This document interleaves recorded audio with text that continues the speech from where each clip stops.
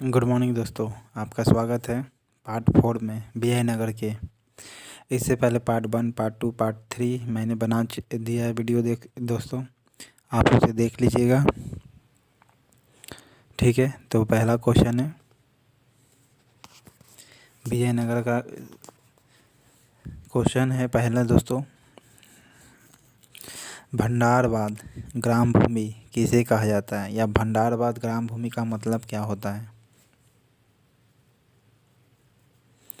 भंडारवाद ग्राम भूमि का मतलब होता है जो सीधे राज्य के नियंत्रण में आता है, ग्राम वाला भूमि, ठीक है। भंडारवाद ग्राम भूमि का मतलब होता है जो सीधे राज्य के नियंत्रण में, सरकार के नियंत्रण में आ जाए, गांव का भूमि, ठीक है। उसे कहते हैं भंडारवाद ग्राम भूमि। विजयनगर साम्राज्य में कहा जाता था। भंडारवाद ग्राम भूमि का मतलब होता है जो सीधे राज्य के नियंत्रण में आ जाए, ग्राम भूमि, ठीक है। भंडारवाद ग्राम भूमि कहलाता है। मान्य भूमि का मतलब होता है टैक्स मुक्त भूमि, ठीक है। जो टैक्स से रहित होता है भूमि उसे कहते हैं मान्य भूमि। राज्य द्वारा टैक्स मुक्त की मान्यता प्राप्त भूमि होता है मान्य भूमि नाम है। टैक्स मुक्त भूमि को क्या कहा जाता है, मान्य भूमि। टैक्स मुक्त भूमि को क्या कहा जाता है, मान्य भूमि। भंडारवाद ग्राम भूमि का मतलब क्या होता है, जो सीधे राज्य के नियंत्रण में आ जाए, गांव वाला भूमि। आमरम का मतलब क्या होता है, सैनिक व असैनिक को देने वाला भूमि, ठीक है। सैनिक व असैनिक अधिकारियों को उनकी सेवा के बदले में दी जाने वाली भूमि को अमरम भूमि कहा जाता है। अमरम भूमि सैनिक व असैनिक अधिकारियों को उनकी सेवा के बदले दी जाने वाली भूमि को अमरम भूमि कहते हैं। रथ कोडगे मतलब क्या होता है, रथ कोडगे का मतलब रथ, इसको शॉर्टकट आप याद कर सकते हैं रथ से। रथ कहाँ यूज होता है तो निश्चित होता है युद्ध में। तो युद्ध में यानी रथ पर यूज किया जाता है। तो रथ यानी इसका मतलब है जो शौर्य, अच्छा युद्ध लड़ेगा, ठीक है, वार में, किसी भी युद्ध में रथ पर बैठ करके, इसलिए नाम है उसका रथ कोडगे भूमि। तो उसको दिया जाता है शौर्य वीर प्रदर्शन करने के लिए रथ कोडगे भूमि कहा जाता है। रथ कोडगे भूमि का मतलब होता है युद्ध में शौर्य प्रदर्शित करने वाले को दी जाने वाली भूमि, ठीक है। युद्ध में शौर्य प्रदर्शित करने वाले को दी जाने वाली भूमि को क्या कहते हैं, रथ कोडगे भूमि। युद्ध में शौर्य प्रदर्शन करने वालों को दी जाने वाली भूमि को क्या कहते हैं, रथ कोडगे भूमि। इसका आंसर ए होगा। कौन सम्मिलित नहीं है, देखिए उमली भूमि का मतलब होता है गांव के कुछ विशेष सेवाओं को बदले में दी जाने वाली भूमि, टैक्स मुक्त भूमि, ठीक है। गांव के कुछ विशेष सेवाओं के बदले में दी जाती है भूमि, ठीक है। उमली भूमि का मतलब क्या होता है, गांव के विषय में कुछ विशेष कार्य करेंगे, ठीक है, उसके बदले में दी जाती है भूमि टैक्स मुक्त भूमि, उसे उम्बली भूमि कहा जाता है। उम्बली भूमि, कौन सी भूमि, उम्बली भूमि। कुडगी का मतलब क्या होता है, पट्टे पर ली गई भूमि। कुडगी का मतलब पट्टे पर ली गई भूमि। कुडगी का मतलब पट्टे पर ली गई भूमि। कुडगी का मतलब क्या होता है, कूदी मतलब क्या होता है, कृषक मजदूर होता है, ठीक है। कूदी मतलब क्या होता है, कृषक मजदूर। कृषक मजदूर को क्या कहा जाता है, कूदी। कृषक मजदूर को क्या कहा जाता है, कूदी। मान्य भूमि का मतलब टैक्स मुक्त भूमि, लेकिन इसमें दिया हुआ है राज्य के सीधे नियंत्रण वाला ग्राम भूमि। ऐसा नहीं है, राज्य के सीधे नियंत्रण वाले भूमि को कहा जाता है भंडारवाद ग्राम भूमि, ठीक है। भंडारवाद ग्राम भूमि कहा जाता है। मराठकालीन पेशवा के समतुल्य विजयनगर का केंद्रीय प्रशासनिक पद कहलाता था प्रधानी या महाप्रधानी, ठीक है। मराठकालीन में जो पेशवा के समतुल्य था उस कौन था विजयनगर में, प्रधानी कहलाता था। पेशवा बराबर प्रधानी, ठीक है। सभा नायक मतलब होता है मंत्री परिषद परिषद का सभा अध्यक्ष। सभा नायक का मतलब क्या होता है? मंत्री परिषद का अध्यक्ष होता है। और सर्वनायक मतलब होता है मुख्य सचिव। सर्वनायक मतलब मुख्य सचिव होता है। सभा नायक मतलब होता है मंत्री परिषद का अध्यक्ष। सभा नायक मतलब मंत्री परिषद का अध्यक्ष और सर्वनायक मतलब मुख्य सचिव। माननीय प्रधान मतलब होता है गृह मंत्री। माननीय प्रधान मतलब माननीय प्रधान मीन्स गृह मंत्री। गृह मंत्री को क्या कहा जाता है? माननीय प्रधान। मुख्य सचिव को क्या कहा जाता है? सर्वनायक। मंत्री परिषद के अध्यक्ष को क्या कहा जाता है? सभानायक। शाही मुद्रा को रखने वाला को क्या कहा जाता है? मुद्राकर्ता। शाही मुद्रा को रखने वाला क्या को कहा जाता है? मुद्राकर्ता। तो इसका आंसर ए होगा। ठीक है। कुडगी का मतलब होता है पट्टे पर ली गई भूमि। कुडगी का मतलब, कूदी का मतलब कृषक मजदूर। कृषक मजदूर को क्या कहा जाता है? कूदी। छोटकी कू छोटकी दी, कूदी। उम्बली भूमि का मतलब होता है गांव में कुछ स्पेशल काम करने के बदले जो दी जाती है वो टैक्स मुक्त भूमि, टैक्स नहीं लिया जाता है उम्बली भूमि में। ठीक है, लेकिन ये गांव में कोई स्पेशल काम करते हैं उसके बदले में दिया जाता है ज़मीन, वो उस पर टैक्स नहीं लगता, उम्बली भूमि कहलाती है।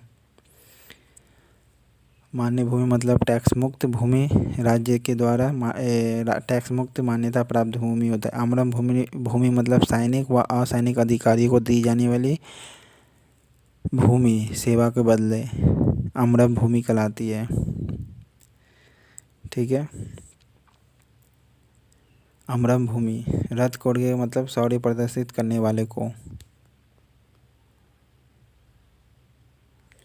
नेक्स्ट है, किस काल में प्रशासन में नायंगार व्यवस्था एवं आयंगार व्यवस्था थी? तो विजयनगर साम्राज्य में था। नायंगार और आयंगार व्यवस्था थी। ठीक है। आयंगार आपका गांव में 12 सदस्य वाला लोग होते थे। ठीक है, विजयनगर काल में। नायंगार आयंगार, नायंगार आयंगार, नायंगार आयंगार ये प्रशासन में थे। ठीक है, विजयनगर साम्राज्य में। अमरम का मतलब होता है जागीर। अमरम का मतलब जागीर होता है। अमरम का मतलब क्या होता है? जागीर होता है। विजयनगर काल में ग्रामीण शासकीय इकाई प्रशासन के लिए 12 व्यक्तियों को नियुक्त किया जाता था जिसे कहा जाता था आयंगार। ठीक है, विजयनगर काल में ग्रामीण शासकीय इकाई प्रशासन के लिए गांव में शासन करने के लिए 12 व्यक्तियों को नियुक्त किया जाता था जिसे कहा जाता था आयंगार। क्या कहा जाता था? आयंगार। नेक्स्ट है, शिष्ट का मतलब क्या होता है? भूमि कर होता है। शिष्ट का मतलब भूमि टैक्स होता है। ठीक है, लैंड टैक्स। शिष्ट का मतलब भूमि टैक्स। विजयनगर साम्राज्य में सैनिक विभाग किस नाम से जाना जाता था? अठवन का मतलब भू राजस्व विभाग होता था। अठवन का सैनिक विभाग इसमें पूछ रहा है तो कदाचार के नाम से जाना जाता था। सैनिक विभाग किस नाम से जाना जाता था? कदाचार के नाम से सैनिक विभाग जाना जाता था। बेस वे का मतलब दासों का क्रय विक्रय कहलाता था। सैनिक विभाग किस नाम से जाना जाता था? कदाचार के। तेलुगु कवित्रय में शामिल कौन नहीं था? तिरुवल्लुवर नहीं था। ठीक है, तिरुवल्लुवर नहीं था। बाकी तेलुगु कवित्रय में नान्नई था, तिक्कन था, येरा प्रगट था। ठीक है, नान्नन तिक्कन येरा प्रगट या नान्नन तिक्कन येरा प्रगट, नान्नन तिक्कन येरा प्रगट बोलते जाइएगा, याद हो जाएगा आपको। नान्नन तिक्कन येरा प्रगट ये सभी तेलुगु कवित्रय में शामिल था।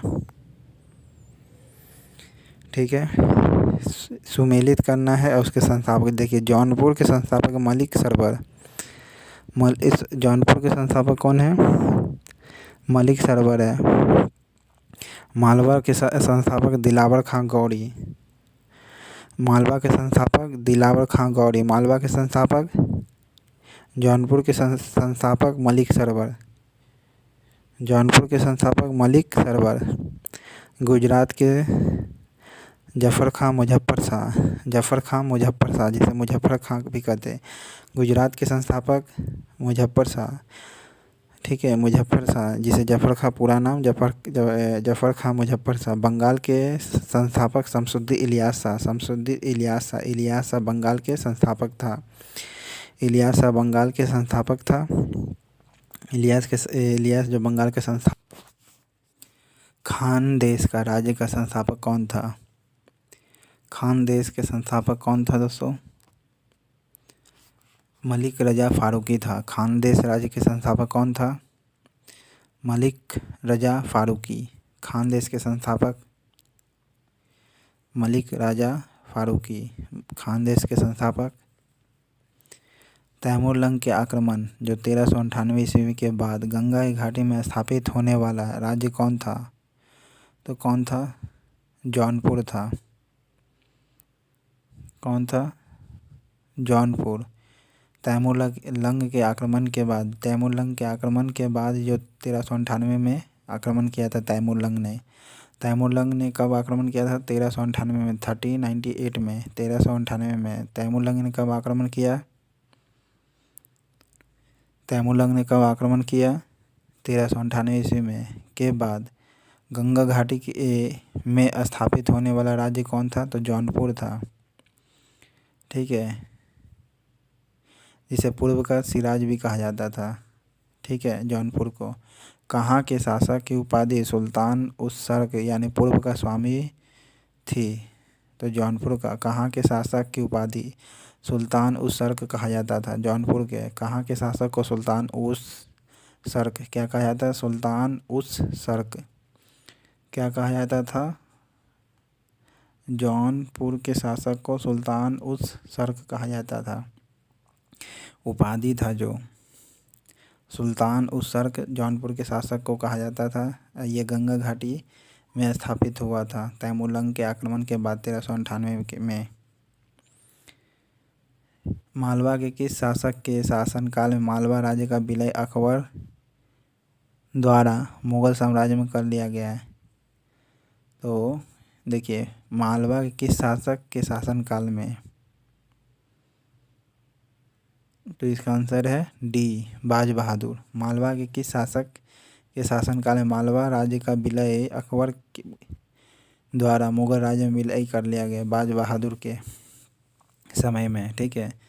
मालवा का उस समय राजा था बाज बहादुर और अकबर ने इसे मुगल साम्राज्य में मिला लिया। मालवा को कब मिलाया?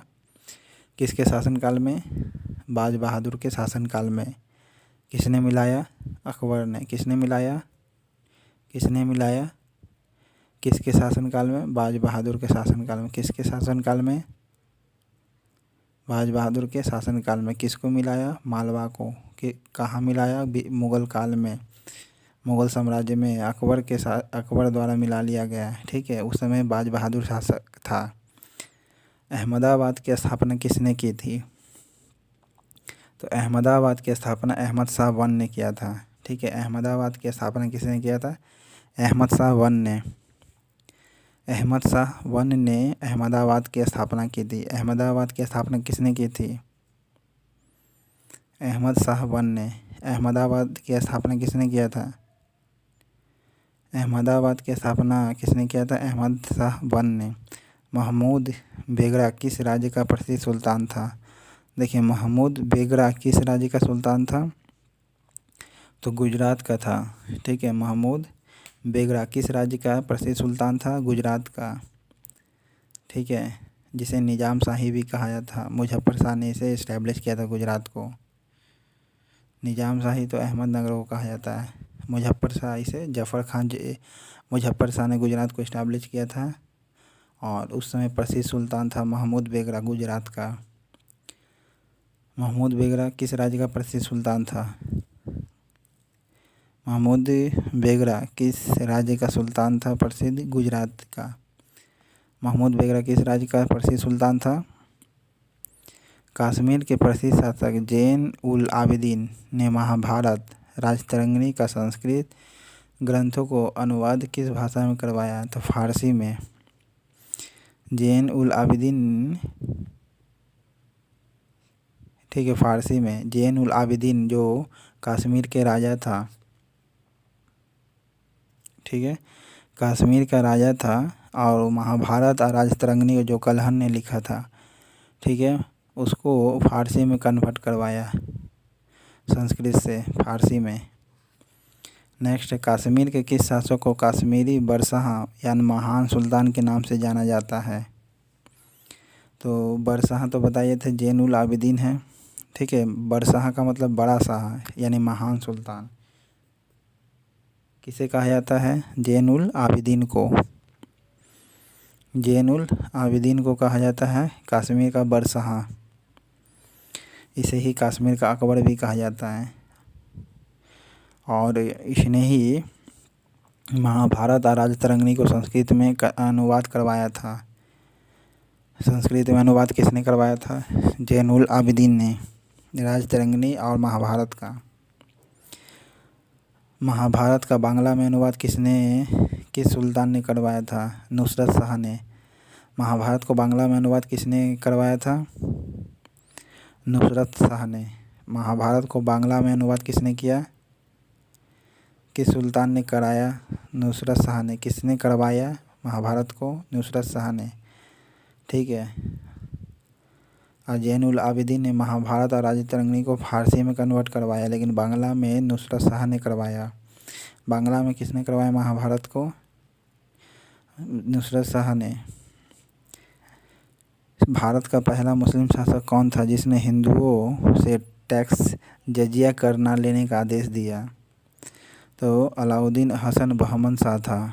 कौन था? अलाउद्दीन हसन बहमन शाह, ठीक है। इसे हसन गंगू भी कहा जाता है, ठीक है। बहमनी राजाओं का संस्थापक था, भारत का पहला मुस्लिम शासक था ये, जिन्होंने हिंदुओं से जजिया टैक्स ना लेने का आदेश दिया। ओके, हिंदुओं से जजिया टैक्स ना लेने का आदेश किसने दिया? अलाउद्दीन हसन बहमन शाह ने। किससे टैक्स लेना नहीं है? हिंदुओं से। कौन सा टैक्स? जजिया कर। कौन सा टैक्स? कौन सा टैक्स? जजिया टैक्स लेने से मना कर दिया अलाउद्दीन हसन बहमन शाह ने। ये पहला मुस्लिम शासक था भारत का। ये पहला मुस्लिम शासक था। कौन था पहला मुस्लिम शासक जिसने जजिया टैक्स लेने से मना कर दिया? भारत का पहला मुस्लिम शासक कौन था? अलाउद्दीन हसन बहमन शाह, जिसे हसन गंगू भी कहते हैं, ठीक है। हिंदुओं से जजिया टैक्स लेना मना कर दिया। किस बहमनी शासक ने प्रसिद्ध सूफी मोहम्मद गेसुद्राज बंदनवाज को भू अनुदान दिया? ठीक है, गेसुद्राज बंदनवाज को। मिराज उल आस्की ने इसने ही लिखा था, शायरी का किताब है। इसको ज़मीन किसने दिया था? मोहम्मद शाह ने, ठीक है। सॉरी, ताजुद्दीन फिरोज शाह ने। ताजुद्दीन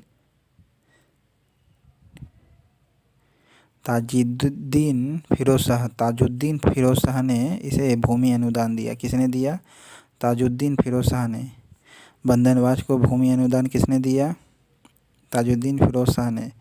ताजुद्दीन फिरोज शाह ने गेसुद्राज बंदनवाज को, ये प्रसिद्ध सूफी था, ठीक है ना, सूफी मोहम्मद गेसुद्राज था। बंदनवाज को भू अनुदान किसने दिया?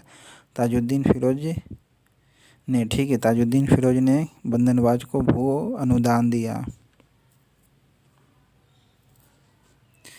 बहमनी साम्राज्य को किसने चरमोत्कर्ष पर पहुंचाया था? बहमानी साम्राज्य को किसने चरमोत्कर्ष पर पहुंचाया था? तो महमूद गवां ने, ठीक है। महमूद गवां ने पहुंचाया था। बहमनी साम्राज्य को किसने चरमोत्कर्ष पर पहुंचाया था? महमूद गवां ने। ये एक नौकर था दोस्तों, ठीक है। और बहमनी साम्राज्य को इसने ही आगे बढ़ाया। बहमनी साम्राज्य को महमूद गवां ने बढ़ाया। बहमनी साम्राज्य को चरमोत्कर्ष पर कौन ले गए? महमूद गवां। टोडरमल का पुरोगामी किसे कहा जाता है? टोडरमल का पुरोगामी महमूद गवां को कहा जाता है। टोडरमल का पुरोगामी किसे कहा जाता है? महमूद गवां को। टोडरमल का पुरोगामी कहा जाता है। क्या कहा जाता है महमूद गवां को? महमूद गवां को क्या कहा जाता है? टोडरमल का पुरोगामी। टोडरमल का पुरोगामी किसे कहा जाता है? महमूद गामा को। बहमनी साम्राज्य कितने राज्यों में विभाजन हुआ? 5 राज्यों में। बहमनी साम्राज्य कितने राज्यों में विभाजन हुआ? बहमनी साम्राज्य कितने राज्यों में विभाजन हुआ? 5 राज्यों में। और हमेशा लड़ाई होते रहा बहमनी और विजयनगर के बीच में। हालांकि 23 जनवरी 1565 में तालीकोटा का युद्ध से विजयनगर साम्राज्य समाप्त हो गया। बहमनी साम्राज्य में से सबसे पहले कौन राज्य स्वतंत्र हुआ? तो सबसे पहले बरार स्वतंत्र हुआ था। सबसे पहले बरार स्वतंत्र हुआ था।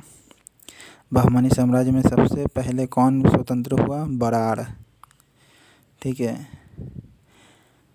बरार। बसरा अलग थी। बहमनी साम्राज्य का सबसे अंत में कौन राज्य स्वतंत्र हुआ? बीदर। सबसे लास्ट में बीदर और सबसे पहले बरार। सबसे पहले बीदर और सबसे लास्ट में बीदर और सबसे पहले बरार आज़ाद। सबसे लास्ट में बीदर और सबसे पहले बरार बहमनी साम्राज्य से अलग हुआ। ठीक है, सबसे पहले बीदर बरार और सबसे लास्ट में बीदर बहमनी साम्राज्य से अलग हुआ। बहमनी साम्राज्य से पहले अलग होने वाला राज्य बरार। बहमनी साम्राज्य से अलग होने वाला सबसे पहले राज्य बरार। बहमनी साम्राज्य से पहले अलग होने वाला बरार और लास्ट में बीदर। ठीक है, टोडरमल का पुरोगामी किसे कहा जाता है? महमूद गामा को। बहमनी साम्राज्य में कितने राज्य थे? 5। बहमनी साम्राज्य में सबसे पहले कौन राज्य स्वतंत्र हुआ? बरार। सबसे अंतिम में बीदर। किस बहमनी शासक ने प्रसिद्ध सूफी मोहम्मद गैसुद राज बंदनवाज को जमीन यानी भू राजस्व अनुदान में दिया? तो किसने दिया? ताजुद्दीन फिरोज ने। किसे दिया? बंदनवाज को। क्या दिया? ज़मीन दिया। कौन दिया? ताजुद्दीन फिरोज ने। अलाउद्दीन हसन बहमन शाह पहला था जिसे हसन गंगू के नाम से भी जानते हैं। ये पहला मुस्लिम शासक था जिसने हिंदुओं से जजिया टैक्स लेने से मना कर दिया। ठीक है, मना कर दिया, जजिया टैक्स नहीं लेना हिंदुओं से। किसने कहा था? अलाउद्दीन हसन बहमन शाह, जिसे हसन गंगू भी कहते हैं। महाभारत को बांग्ला में अनुवाद किसने करवाया था? नुसरत शाह ने। महाभारत को बांग्ला में अनुवाद नुसरत शाह। बरशाह का मतलब होता है बड़ा महान, ठीक है, या महान सुल्तान। किसे कहा जाता था? जैन आबुद्दीन। कश्मीर को उपाधि मिला था। ठीक है, कश्मीर के शासक जैन उल आबिदीन को मिला था बरशाह की उपाधि। महमूद बेगरा किस राज्य का प्रसिद्ध सुल्तान था? गुजरात का। महमूद बेगरा किस राज्य का प्रसिद्ध सुल्तान था? गुजरात का। अहमदाबाद की स्थापना किसने किया था? अहमद शाह वन ने। अहमदाबाद की स्थापना किसने किया था? अहमद शाह वन ने। गुजरात की स्थापना किसने किया था? जफ़र खां मुहम्मद शाह ने। मुजफ्फर शाह ने। जफ़र खां मुजफ्फर शाह ने गुजरात की स्थापना किया। अहमदाबाद का अहमद शाह वन ने। अहमदनगर का निजाम शाही ने। मालवा के किस शासक के शासनकाल में मालवा राज्य का विलय अकबर ने मुगल साम्राज्य में कर दिया? बाज बहादुर के समय। ठीक है, कहाँ के शासक को सुल्तान उसर कहा जाता है? जौनपुर के। तैमूरलंग का 1398 ईस्वी में गंगा की घाटी में स्थापित होकर जैनपुर स्थापित हो गया था। 1398 में आक्रमण किया था तैमूरलंग ने। बरार। राज्य के विलय किसके द्वारा हुआ? राज्य का विलय किसके द्वारा हुआ ये पढ़ना, किस राज्य का। ठीक है, तो देखिए इसका आंसर है बरार का। बरार जो राज्य था अहमदनगर के द्वारा विलय हो गया। ठीक है, बरार का विलय हो गया अहमदनगर में। बरार का विलय कहाँ हो गया? अहमदनगर में, जो निजाम शाही भी कहलाता था। ठीक है, और ये पहला राज्य था बहमनी राज्य से स्वतंत्र होने वाला। ऐसे मिला लिया कहाँ? अहमदनगर में। और अहमदनगर को विलय कहाँ हो गया? शाहजहाँ में। ठीक है, शाहजहाँ ने किया। अहमदनगर की विलय किसने किया? शाहजहाँ ने। अहमदनगर का विलय किसने किया? शाहजहाँ ने। अहमदनगर का विलय किसने किया? शाहजहाँ ने। बीजापुर और गोलकुंडा को विलय किसने किया? औरंगजेब ने। बीजापुर और गोलकुंडा को औरंगजेब ने। कुतुब शाही भी कहलाता था गोलकुंडा। ठीक है, बीजापुर और गोलकुंडा का विलय औरंगजेब द्वारा हुआ। अहमदनगर का विलय हुआ शाहजहाँ के द्वारा। बीदर का विलय हुआ बीजापुर में। बीदर का विलय कहाँ हुआ? बीजापुर में। बीदर का विलय कहाँ हुआ? बीदर का विलय बीजापुर में। बीदर का विलय बीजापुर में। ठीक है, अब ये लास्ट था बहमनी साम्राज्य से अलग होने वाला स्टेट। अब बीजापुर और गोलकुंडा को विलय किसने किया? औरंगजेब ने। बीजापुर और गोलकुंडा को विलय किसने किया? औरंगजेब ने। अहमदनगर का विलय किसने किया? शाहजहाँ ने। ठीक है, और अहमदनगर में बराड़ मिला। ठीक है, बराड़ किस में मिला? अहमदनगर में। तो इसका आंसर ए है। अदीना मस्जिद कहाँ है? बंगाल में। अदीना मस्जिद कहाँ है? बंगाल में। कौन सा मस्जिद? अदीना मस्जिद। बंगाल में कौन सा मस्जिद है? अदीना मस्जिद। अटाला मस्जिद कहाँ है? जौनपुर में। अटाला मस्जिद कहाँ है? जौनपुर में। और तैमूरलंग के 1398 में आक्रमण किया था, तब जौनपुर गंगा घाटी में इस्टेब्लिश हुआ। ठीक है, अदीना मस्जिद कहाँ है? बंगाल में। अटाला मस्जिद कहाँ है? जौनपुर में। प्रसिद्ध विरूपाक्ष मंदिर कहाँ अवस्थित है? कहाँ है? हम्पी में। विरूपाक्ष मंदिर कहाँ है? हम्पी में। विरूपाक्ष मंदिर कहाँ है? विरूपाक्ष मंदिर हम्पी में। विरूपाक्ष मंदिर कहाँ है? हम्पी में। छोटा सोना मस्जिद कहाँ है? बंगाल में। छोटा सोना मस्जिद बंगाल में। छोटा सोना मस्जिद कहाँ है? बंगाल में। झंझरी मस्जिद कहाँ है? जौनपुर में। झंझरी मस्जिद और अटाला मस्जिद, ठीक है, झंझरी अटाला दोनों ही जौनपुर में। झंझरी अटाला जौनपुर में। झंझरी अटाला कहाँ है? ये दोनों मस्जिद हैं और जौनपुर में। झंझरी और अटाला कहाँ है? जौनपुर में। झंझरी अटाला मस्जिद कहाँ है? जौनपुर में। हिंडोला महल कहाँ है? मालवा में। हिंडोला महल कहाँ है? मालवा में, जो बाज बहादुर के समय अकबर ने मिला दिया था मुग़ल साम्राज्य में मालवा को। हिंडोला महल वहीं है। कहाँ? मालवा में। हिंडोला महल कहाँ है? हिंडोला महल कहाँ है? हिंडोला महल कहाँ है? मालवा में। हिंडोला महल कहाँ है? मालवा में। रूमी खां मस्जिद। रूमी खां मस्जिद कहाँ है? अहमदनगर में। रूमी खां मस्जिद कहाँ है? अहमदनगर में। रूमी खां मस्जिद कहाँ है?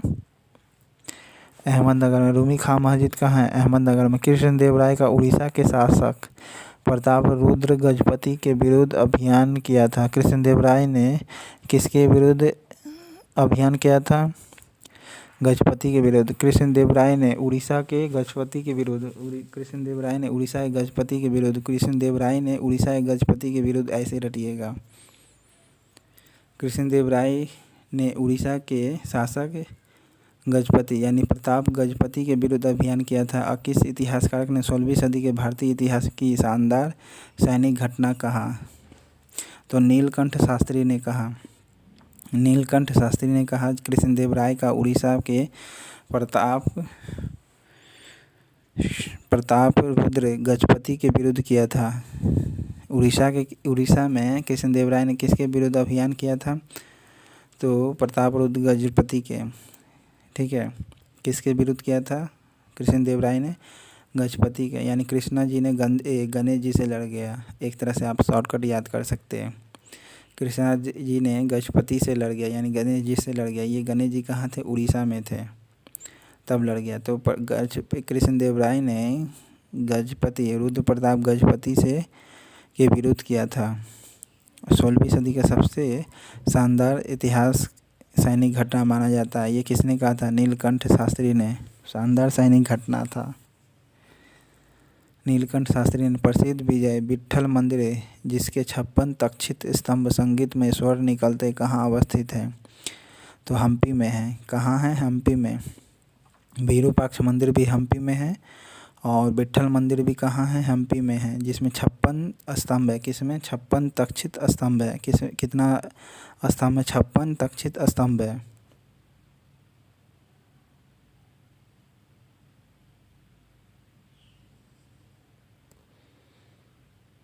ओके। प्रसिद्ध विजय विट्ठल मस्जिद जिसके 56 तक्षित संगीत में स्वर निकलते 56 स्तंभ है जिससे स्वर निकलता है संगीत का, वो कहाँ है? हम्पी में है। विरूपाक्ष मंदिर भी कहाँ है? हम्पी में है। हिंडोला महल कहाँ है? मालवा में। हिंडोला महल कहाँ है? रूमी खां मस्जिद कहाँ है? अहमदनगर में। रूमी खां मस्जिद कहाँ है? छोटा सोना मस्जिद कहाँ है? बंगाल में। छोटा सोना मस्जिद कहाँ है? बंगाल में। अदीना मस्जिद कहाँ है? बंगाल में। अदीना मस्जिद कहाँ है?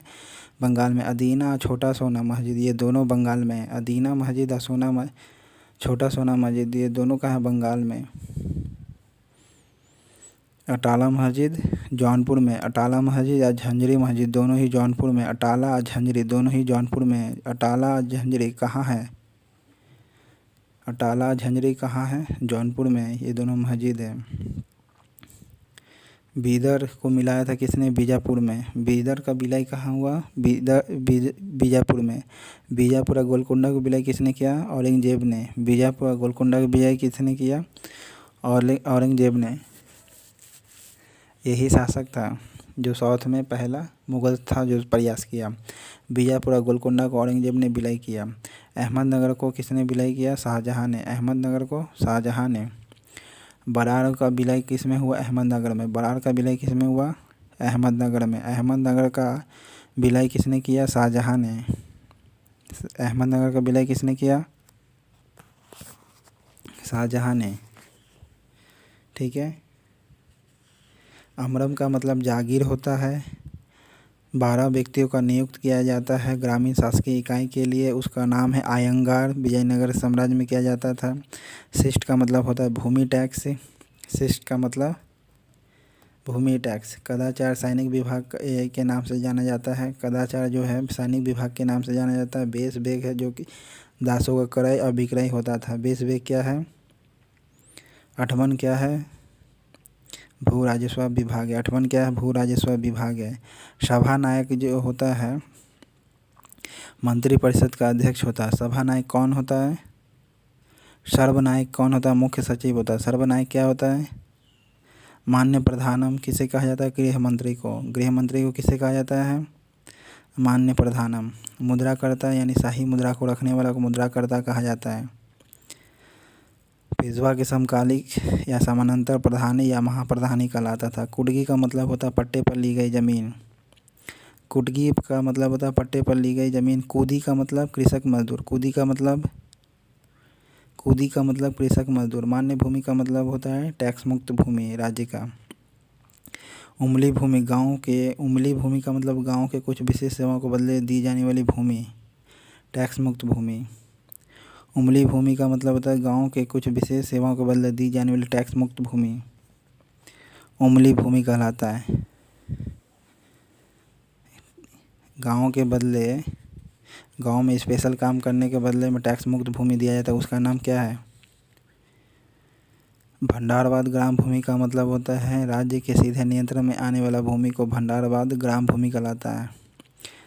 अमरम भूमि सैनिक व असैनिक को उनकी सेवा के बदले दी जाने वाली भूमि। रथ कोडगे का मतलब होता है युद्ध में शौर्य प्रदर्शित करने वालों को दी जाने वाली भूमि रथ कोडगे भूमि कहलाता है। ठीक है। कल्हन की राज तरंगे किसने लिखा है? तो कल्हन ने लिखा। बढ़ाया था किसने? जोन राजा श्रीवर ने। सिराज हिंद किसे कहा जाता है? जौनपुर को कहा जाता है। ये गंगा घाटी में 1398 में इस्टेब्लिश हो गया था जब तैमूरलंग ने आक्रमण किया था। ठीक है। सरकी सुल्तान ने कहा था पूर्व का सिराज या सिराज हिंद जौनपुर को। आदिल शाही बीजापुर को कहा जाता है। बीजापुर में विलय कर दिया गया बीदर को। ठीक है। बीदर को किस में विलय किया था? बीजापुर में। आदिल शाही बीजापुर को कहा जाता है। कुतुब शाही गोलकुंडा को कहा जाता है। कुतुब शाही किसे कहा जाता है? गोलकुंडा को। और गोलकुंडा बीजापुर दोनों को जीता था औरंगजेब ने। ठीक है। अब बीजापुर में बीदर को मिला लिया गया। बरार को अहमदनगर में मिलाया था जिसे अहमद निजाम शाही कहा जाता है। निजाम शाही किसे कहा जाता है? अहमदनगर को। और अहमदनगर को किसने विलय करवाया था? शाहजहाँ ने। इमाद शाही बरार। ठीक है। इमाद शाही बरार। बीदर सबसे लास्ट में बहमनी साम्राज्य से अलग हुआ था और सबसे पहले बरार अलग हुआ था। इसको इमाद शाही ने किया था। कृष्णदेवराय के शासनकाल में 8 दिग्गज का मतलब होता है 8 तेलुगु कवि। बाज बहादुर जो मालवा से संबंधित है, इसने ही इसी काल में अकबर ने अपने मुगल साम्राज्य में मिला लिया। देवराय द्वितीय को गजवेदकर किसे कहा जाता है? देवराय द्वितीय को। यमुना राज स्थापनाचार्य कृष्णदेव राय को कहा जाता है। गजवेदकर देवराय द्वितीय को कहा जाता है। ओके। मुस्लिमों को सेना में नियुक्त करने वाला पहला देवराय वन था, लेकिन मुस्लिमों को कुरान को अपने सिंहासन के सामने रखा करता था देवराय द्वितीय। ठीक है। विजयनगर का राज्य का प्रथम राजवंश कौन था? संगम राजवंश था दोस्तों। इस प्रकार आपका विजयनगर समाप्त होता है। ठीक है। अब एक कमेंट बॉक्स में बताते जाइएगा चार मीनार कहाँ स्थित है। Okay, thank you. अगर चैनल पसंद आया तो लाइक करें, सब्सक्राइब करें।